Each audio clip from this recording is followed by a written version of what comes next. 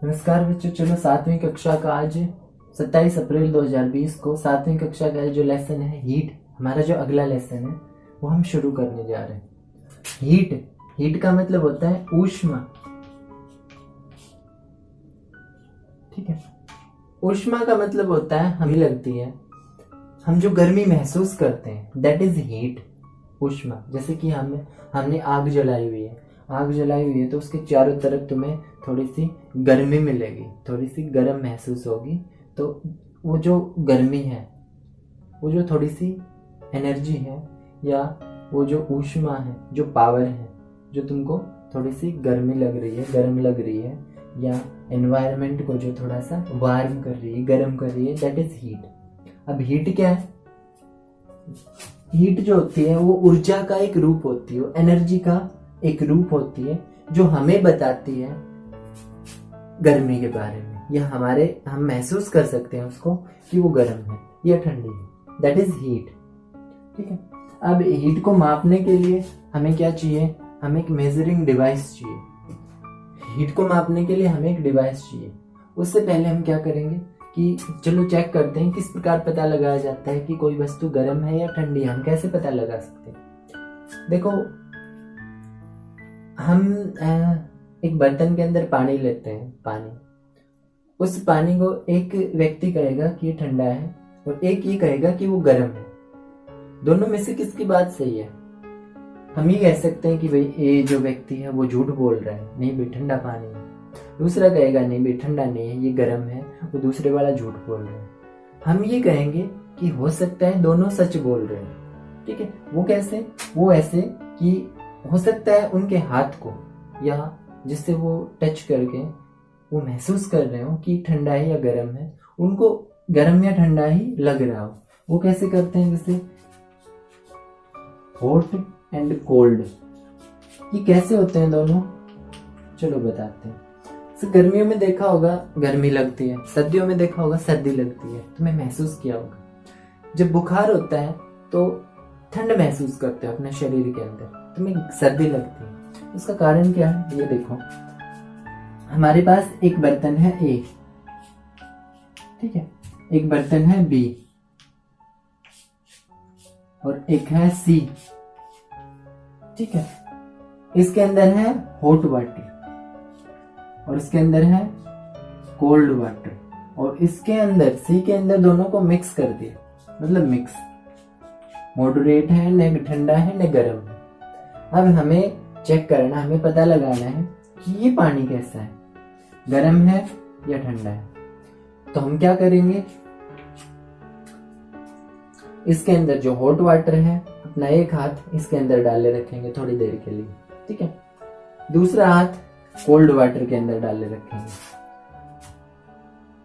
अब जो हॉट वाला जो हैंड है हमारा, जो हॉट वाटर के अंदर था, गर्म पानी के अंदर था, उसको हम मिक्स्ड वाटर के अंदर डालते हैं, क्योंकि ये वाला पानी इसके मुकाबले ठंडा है। ठीक है, तो हमारे हाथ का जो टेम्परेचर है, हाथ का जो तापमान है, या हमारे हाथ ने जो हीट महसूस की है, जो गर्मी महसूस की है, अगर उसको यहाँ से निकाल के यहाँ पर रखेंगे तो इसके मुकाबले ये ठंडा होगा। तो हमारे हाथ को ये महसूस होगा कि ये पानी कैसा है, ठंडा है। पहली चीज इसने प्रूव कर दिया कि ये पानी ठंडा है। हाँ भाई ठीक है, कोई बात नहीं। अब दूसरा, ये जो ठंडे पानी के अंदर हाथ डाले हुआ था, अब वो हाथ निकाल करके और इसको मिक्स्ड वाटर के अंदर डालेगा।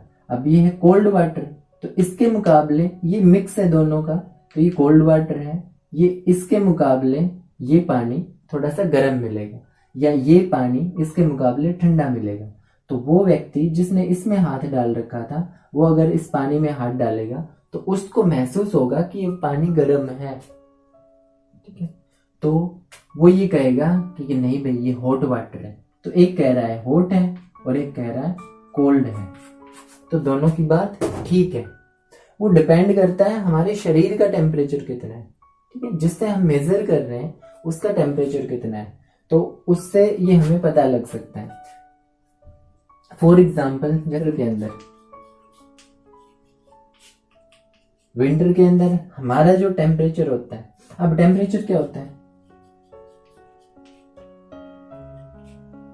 टेम्परेचर होती है एक ऐसी डिग्री जो हॉटनेस और कोल्डनेस को दर्शाती है, या हम कह सकते हैं कि हमारे एनवायरनमेंट या तो हॉट हो सकता है या कोल्ड हो सकता है, उसको दर्शाने के लिए हम एक मेजरमेंट लेते हैं, ठीक है, एक माप लेते हैं, उसी को हम टेम्परेचर बोलते हैं, टेम्परेचर। और टेम्परेचर को मापने की, टेम्परेचर को मेजर करने की जो डिवाइस होती है उसको हम थर्मोमीटर बोलते हैं, थर्मोमीटर, ठीक है। टेम्परेचर क्या होता है? द डिग्री ऑफ हॉटनेस और coldness is called temperature and the measuring device of temperature is called thermometer. Temperature को मेजर करने की जो डिवाइस होती है उसको हम बोलते हैं थर्मोमीटर। अब टेम्परेचर, जैसे हमारा शरीर है, हमारे शरीर का जो टेम्परेचर होता है वो 37 डिग्री सेल्सियस, हमारे शरीर का, ह्यूमन बॉडी का जो टेम्परेचर होता है मानव के शरीर का, वो 37 डिग्री सेल्सियस होता है। विंटर के अंदर, सर्दियों में क्या होता है? सर्दियों में होता है तापमान जैसे 10 डिग्री सेल्सियस या 5 डिग्री सेल्सियस, इतना होता है। समर के अंदर क्या होता है? समर के अंदर जो एनवायरनमेंट होता है, हमारा जो वातावरण होता है, चारों तरफ का जो पर्यावरण होता है, उसका जो टेम्परेचर होता है वो 40 के आसपास भी चला जाता है या 50 के आसपास भी चला जाता है, ठीक है। अब देखो, हमारे शरीर का टेम्परेचर है 37 डिग्री सेल्सियस, तो हमारे शरीर को विंटर के अंदर जब टेम्परेचर कम होता है तो हमारे शरीर को लगता है कि टेम्परेचर बहुत ज्यादा कम है, इसलिए हमें सर्दी लगती है, ठीक है। हम महसूस करते हैं कि कोल्ड है, ठंड है, क्योंकि हमारे टेम्परेचर से कम टेम्परेचर है एनवायरनमेंट के अंदर। समर के अंदर हम महसूस करेंगे कि हॉट है, डे है जो वो हॉट है, हमारा जो एनवायरनमेंट है वो हॉट है। क्यों? क्योंकि यहाँ पे ह्यूमन बॉडी टेम्परेचर है 37 डिग्री सेल्सियस, 37 डिग्री, और 37 डिग्री से बाहर हम एनवायरनमेंट के अंदर जाएंगे तो 40 से 50 डिग्री सेल्सियस टेम्परेचर के बीच में जाएंगे तो हमें ये लगेगा कि शायद थोड़ी सी गर्मी है। वो इसकी वजह से क्योंकि एटमॉस्फेयर का टेम्परेचर हमारे शरीर के टेम्परेचर से ज्यादा है, इसलिए हमें महसूस होती है गर्मी। अब देखो, जब हमें बुखार होता है तब क्या होता है? जब बुखार का कारण मेनली जब कोई वायरस होते हैं हमारे शरीर के अंदर, जब वो एंटर कर जाते हैं पानी के थ्रू, सांस के थ्रू या किसी और हैंडशेक या फिजिकल कांटेक्ट के थ्रू, जब हमारे शरीर के अंदर वायरस चले जाते हैं तो हमारे शरीर की जो एंटीबॉडी होती है, एंटीबॉडी का मतलब रोग प्रतिरोधक क्षमता, ठीक है, तो वो क्या करती हैं? और हमारे शरीर में से वायरस से लड़ती हैं वो, और वायरस से लड़ती हैं तो हमारे शरीर में से वायरस को बाहर निकालने के लिए वो हमारे शरीर का तापमान बढ़ा देते हैं, हमारे शरीर का टेम्परेचर वो बढ़ा देते हैं। तो 37 हो गया, तो क्योंकि हमारे शरीर की जो एंटीबॉडी है उनको पता है कि वायरस जो होते हैं वो हॉट में ज्यादा टेम्परेचर के अंदर सरवाइव नहीं कर पाते हैं, जिंदा नहीं रह पाते हैं, इसलिए हमारे शरीर की जो एंटीबॉडी होती है वो हमारे शरीर के टेम्परेचर को बढ़ा देती है। जैसे 37 डिग्री था तो ये हो गया 60 डिग्री तक, 60 डिग्री तक कर देती है। तब होगा क्या? वो वायरस खत्म हो जाते हैं, मर जाते हैं।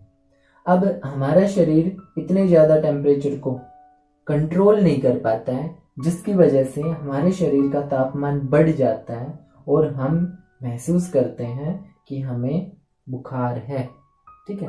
ताप का मतलब टेम्परेचर बढ़ जाना।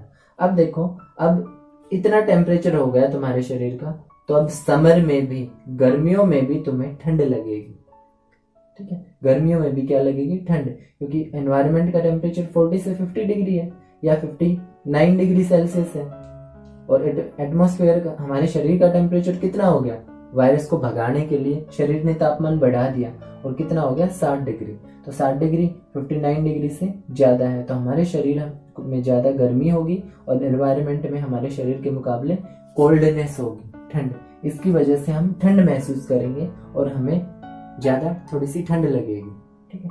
तो वो होता है बुखार। जब हमें बुखार होता है तब कुछ इस तरह से होते हैं।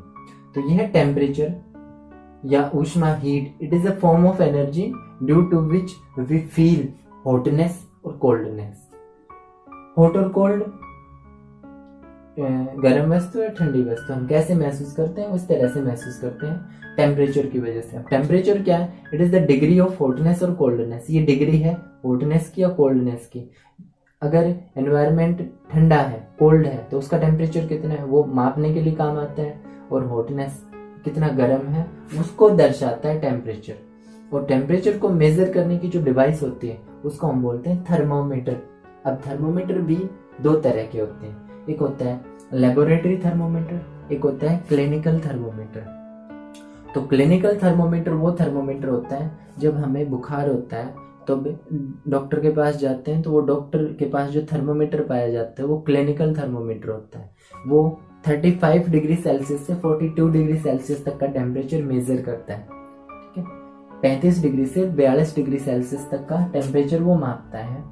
क्यों मापता है इतना? क्योंकि उसके पास जो पेशेंट आते हैं, पेशेंट का जो नॉर्मल ह्यूमन बॉडी टेम्परेचर होता है 37 डिग्री सेल्सियस होता है, तो वो 35 से लेकर 42 नॉर्मल है, ये 35 से 42 डिग्री सेल्सियस तक के बीच का होता है, जो लेबोरेटरी थर्मोमीटर होता है, जो लैब में हम यूज करते हैं। तो लैब के अंदर हमारे पास बहुत सारे सॉल्यूशन होते हैं, जिन सॉल्यूशंस को मेजर करने के लिए, उसका टेम्परेचर को मापने के लिए हम एक थर्मोमीटर का यूज करते हैं। वो होता है हमारे पास लेबोरेटरी थर्मोमीटर, जो लैब के अंदर यूज करते हैं। वो -10 डिग्री सेल्सियस से 110 डिग्री सेल्सियस तक, -10 डिग्री सेल्सियस से 110 डिग्री सेल्सियस तक का टेम्परेचर मेजर करता है लेबोरेटरी थर्मोमीटर। तो लेबोरेटरी थर्मोमीटर के अंदर हम इतना टेम्परेचर मेजर कर सकते हैं, क्योंकि वहां पे होती है रिएक्शन के अंदर कितना टेम्परेचर, कौन से सॉल्यूशन का टेम्परेचर मापना पड़ जाए, तो उसके लिए हम क्या करते हैं, लेबोरेटरी थर्मोमीटर का यूज करते हैं। अब यदि हम 37 डिग्री से या 42 डिग्री सेल्सियस से ज्यादा टेम्परेचर को अगर मापेंगे किसी भी, या क्लिनिकल थर्मोमीटर के अंदर, क्लिनिकल थर्मोमीटर के अंदर यदि हम 42 डिग्री सेल्सियस से ज्यादा टेम्परेचर को मापेंगे तो वो खराब हो सकता है, हम ये कह सकते हैं। नहीं मापना चाहिए ज्यादा टेम्परेचर क्लिनिकल थर्मोमीटर के अंदर। अब जो थर्मोमीटर हमारा होता है उसको यूज करने की क्या सावधानियां हैं? अब थर्मोमीटर होता है क्या? थर्मोमीटर एक इस तरह का कांच का इतना बड़ा या और भी बड़ा हो सकता है, तो इतना बड़ा एक डिवाइस होता है कुछ इस तरह का, ये उसका बल्ब होता है, इसको बल्ब बोलते हैं। और यहाँ पे मेजरमेंट लिखी होती है, ठीक है, यहाँ पे मेजरमेंट है 35 डिग्री से और 42 डिग्री तक, इस तरह से। या कोई जो लेबोरेटरी थर्मोमीटर है उसके अंदर -10 से 110 डिग्री सेल्सियस तक लिखा होता है। ये होता है इसका बल्ब। यहाँ पर होती है मरकरी, इसके अंदर मरकरी होती है जो कि ऊपर की तरफ जाती है, जो हमें बताती है कि टेम्परेचर ज्यादा है या कम है। तो सबसे पहली सावधानी ये है कि थर्मोमीटर को यूज करने से पहले और यूज करने के बाद इसको वॉश करना चाहिए, इसको धोना चाहिए, धोना बहुत ज्यादा जरूरी है। दूसरी चीज, हमें ये इंश्योर कर लेना चाहिए कि इसकी जो मरकरी लेवल है वो 35 डिग्री सेल्सियस पर हो। अगर उससे ज्यादा या कम हुई तब हम इसको थोड़ी देर के लिए नॉर्मल टेम्परेचर के ऊपर रख देंगे, 35 डिग्री सेल्सियस से अपने आप हो जाएगा, ठीक है। उसके बाद कभी भी भूल करके इसके जो बल्ब है उसको किसी हार्ड, जो हमारे पास थिंग होती है, कोई भी हार्ड मटेरियल होता है उसके साथ टच नहीं करना चाहिए। ये थोड़ा सा कमजोर होता है, ये टूट जाता है। और उसके बाद अगर तुम टेम्परेचर माप रहे हो तो हमें यहाँ से पकड़ना चाहिए, यहाँ से, और यहाँ से पकड़ने के बाद कुछ इस तरह से हमारे जो लाइन ऑफ साइट होता है, लाइन ऑफ साइट इस तरह से आंख के सामने ले जा करके ऐसे देखना चाहिए, ठीक है, लाइन ऑफ साइट हमारी आंख के सामने। अच्छा, ये जो लास्ट जो सावधानी है वो ये है कि इस थर्मोमीटर को यहाँ से पकड़ना चाहिए, न कि यहाँ से, ठीक है। बल्ब के पास से कभी नहीं पकड़ना चाहिए अगर टेम्परेचर को मेजर कर रहे हो तो, ठीक। तो यहाँ से हम पकड़ते हैं और यहाँ से जिस जगह का टेम्परेचर मापना होता है उसको हम, उसके अंदर हम ये बल्ब वाला हिस्सा वहां पर लेके जाते हैं, तब हमें ये जो टेम्परेचर है वो मेजर करके देता है। तो क्लिनिकल थर्मोमीटर और लेबोरेटरी थर्मोमीटर दोनों के अंदर कुछ डिफरेंस होते हैं, कुछ सिमिलैरिटीज होते हैं। डिफरेंस क्या क्या होते हैं? डिफरेंस ये होते हैं कि ये 35 डिग्री सेल्सियस से 42 डिग्री सेल्सियस का टेम्परेचर मेजर करता है। जो लेबोरेटरी थर्मोमीटर होता है वो -10 डिग्री सेल्सियस से -10 डिग्री सेल्सियस से 110 डिग्री सेल्सियस तक का टेम्परेचर मेजर करता है। जो क्लिनिकल थर्मोमीटर होता है वो हम ह्यूमन बॉडी टेम्परेचर मापने मेजर करने के लिए हम यूज करते हैं, डॉक्टर यूज करते हैं। और जो लेबोरेटरी थर्मोमीटर होता है वो लैब में यूज किया जाता है किसी भी सॉल्यूशन का टेम्परेचर मेजर करने के लिए। अब सिमिलरिटीज क्या क्या है, समानताएं? दोनों ही टेम्परेचर मापने के लिए काम आते हैं, ठीक है, सीधी सी बात है। तो ये सिमिलरिटी है दोनों के अंदर। दोनों के अंदर मरकरी भरी हुई होती है, मरकरी दोनों के अंदर होती है। तो कुछ सिमिलरिटीज है एंड डिफरेंस है क्लिनिकल थर्मोमीटर और लेबोरेटरी थर्मोमीटर के अंदर। हमने अब हीट पढ़ा, हीट के बारे में पढ़ा, और हॉटनेस और कोल्डनेस पढ़ा, टेम्परेचर पढ़ा, दो तरह के थर्मोमीटर के बारे में पढ़ा हमने।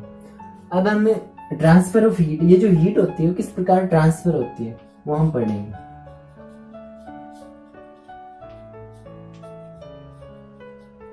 हीट का ट्रांसफर कैसे किया जाता है? तो हीट हमारे पास कई तरह से ट्रांसफर होती है। ट्रांसफर होने के कई तरीके हैं, जैसे कि सन से हमें सीधा लाइट मिल रही है, सीधा हीट मिल रही है, एनर्जी मिल रही है। हम जब आग जलाते हैं तो आग जलाने से हमारे चारों तरफ का जो एटमॉस्फेयर होता है, चारों तरफ का जो एनवायरनमेंट होता है वो हमारा गर्म हो जाता है, तो तब भी हमें हीट मिलती है। तीसरा, जब हम पानी को गर्म करते हैं तो पानी को गर्म करने के लिए पानी नीचे से बॉयल होना शुरू होता है और ऊपर तक आता है, दैट इज वो भी हीट, उसको भी हीट मिल रही है, तो वो भी ट्रांसफर ऑफ हीट है, ठीक है। या हमें एक लोहे की छड़ को पकड़े हुए हैं, रोड को, और उसका एक हिस्सा आग के ऊपर है, दूसरा हिस्सा हमारे हाथ के अंदर है, तो धीरे धीरे वो हीट जो है वो ट्रांसफर होती है हायर टेम्परेचर से लोअर टेम्परेचर तक, तो वो भी ट्रांसफर ऑफ हीट है। तो इनके क्या क्या नाम है ये देखो। सबसे पहला होता है कंडक्शन। कंडक्शन क्या होता है?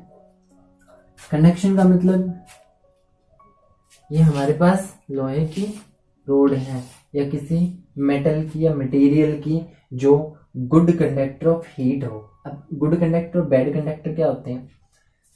जिसके अंदर से हीट इजीली ट्रांसफर हो जाए वो गुड कंडक्टर ऑफ हीट, और जिसके अंदर से हीट इजीली ट्रांसफर ना हो वो बैड कंडक्टर ऑफ हीट, ठीक है।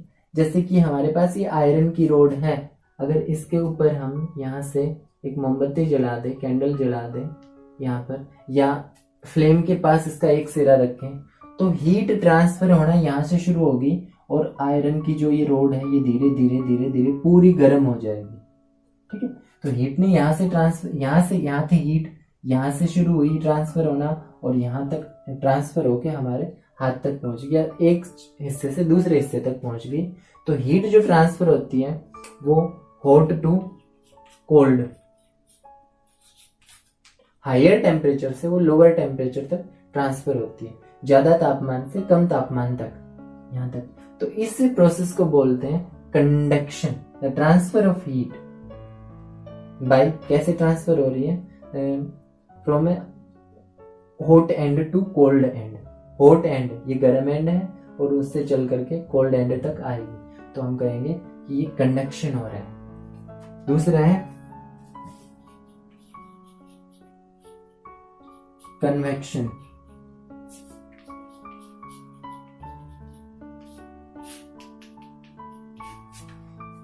तीसरा है रेडिएशन।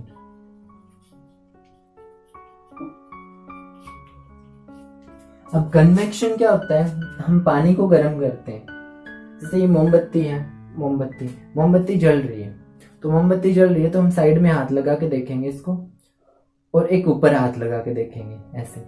तो ये जब ऊपर हम हाथ लगा रहे हैं ये हिस्सा हमें ज्यादा जल्दी, ये हिस्सा गर्म होगा और ये वाला हिस्सा कम गर्म होगा, मतलब थोड़ा सा ठंडा रहेगा। इसका मतलब क्या है कि हीट जो होती है वो जब कोई भी पार्टिकल गर्म हो जाता है तो गर्म होकर के और ऊपर की तरफ जाता है, ठीक है, गर्म होकर के ऊपर की तरफ जाता है और उसकी जगह लेने के लिए ठंडे पार्टिकल नीचे आते हैं, ठंडी वस्तु, छोटे छोटे कण हैं यहाँ पे, छोटे छोटे पार्टिकल हैं, तो वो गर्म होकर के ऊपर की तरफ जाएंगे क्योंकि वो हल्के हो जाते हैं, उनकी जगह लेने के लिए ठंडे पार्टिकल आएंगे, वो फिर गर्म होकर के ऊपर चले जाएंगे, फिर इस तरह से।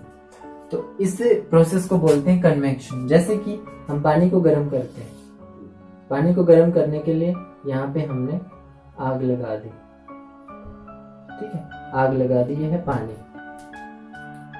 तो पानी का जो ये पार्टिकल है नीचे वाला, ये जो पार्टिकल्स है ये सबसे पहले गर्म होंगे, गर्म होने के बाद ये हल्के हो जाएंगे, फिर ये ऊपर की तरफ चले जाएंगे और इनकी जगह लेने के लिए ठंडे पार्टिकल जो इसके नीचे थे वो नीचे आएंगे, फिर वो हीट लेके ऊपर चले जाएंगे, फिर पार्टिकल नीचे धीरे धीरे सारा पूरा जितना भी पानी है वो सारा गर्म हो जाएगा। इस प्रोसेस को बोलते हैं कन्वेक्शन, कन्वेक्शन।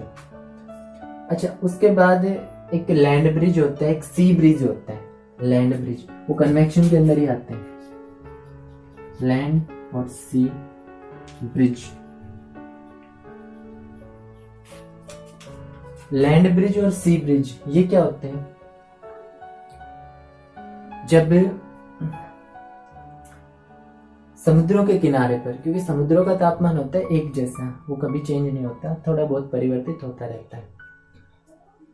दिन में क्या होता है कि दिन में सूरज की रोशनी की वजह से जो धरती है, लैंड है, वो बहुत ज्यादा गर्म होती है। तो गर्म होने की वजह से क्या होता है कि इसके जो पार्टिकल्स हैं गर्म होने की वजह से वो ऊपर की तरफ उठ जाते हैं, कुछ इस तरह से।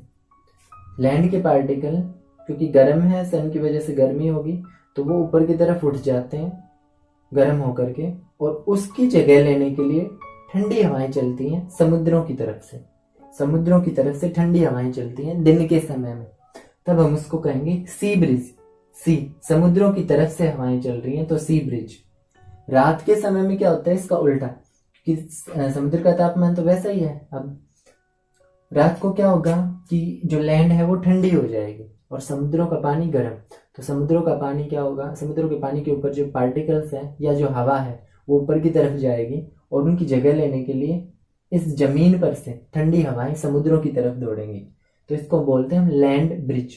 लैंड ब्रिज, धरती से, भूमि से समुद्रों की तरफ हवा का बहाव, हवा का बहना, इसको लैंड ब्रिज, और समुद्र की तरफ से धरती की तरफ हवा का बहना, इसको बोलते हैं सी ब्रिज। ठीक है, तो ये लेसन था हीट कंप्लीट।